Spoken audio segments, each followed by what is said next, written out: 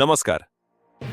जर तुम्ही किंवा तुमच्या घरातील कोणी शासकीय सेवेतून निवृत्त झाले असेल तर ही बातमी तुमच्यासाठी अत्यंत महत्त्वाची आहे. 30 जून रोजी निवृत्त झालेल्या कर्मचाऱ्यांच्या पेन्शन फेररचनेबाबत उच्च न्यायालयाच्या औरंगाबाद खंडपीठानं एक मोठा आणि दिलासादायक निर्णय दिलाय.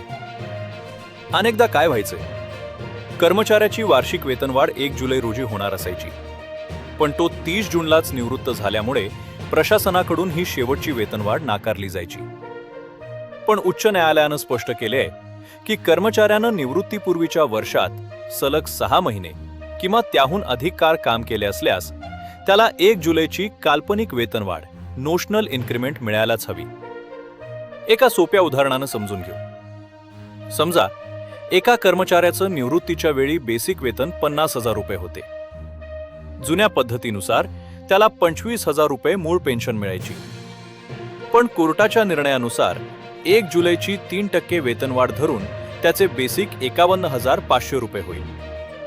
परिणामी त्याची मूळ पेन्शन 25,750 रुपये होईल. म्हणजेच दरमहा थेट 750 रुपये प्लस अधिक महागाई भत्ता वाढेल. समजा एक शिपाई कर्मचारी 30 जून रोजी 30,000 रुपये बेसिक वेतनावर निवृत्त झाला. जुन्या पद्धतीनुसार त्याला मूळ पेन्शन 50% म्हणजेच 15,000 रुपये मिळत होती. नवीन निर्णयानुसार 1 जुलैची 3% वेतनवाढ धरून त्याचे बेसिक 30,900 रुपये मानले जाईल. नवी पेन्शन यानुसार त्याची मूळ पेन्शन 15,450 रुपये होईल.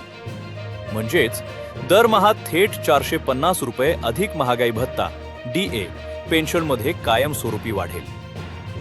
केवळ पेन्शनच नाही तर ग्रॅच्युटी आणि रजा रोखीकरणाची लीव्ह एनकॅशमेंट रक्कमही वाढून मिळणार आहे. न्यायालयाच्या आदेशानुसार ही संपूर्ण थकबाकी प्रशासनाला 90 दिवसांच्या आत अदा करावी लागणार आहे.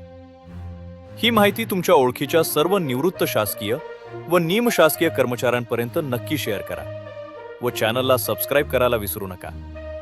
धन्यवाद.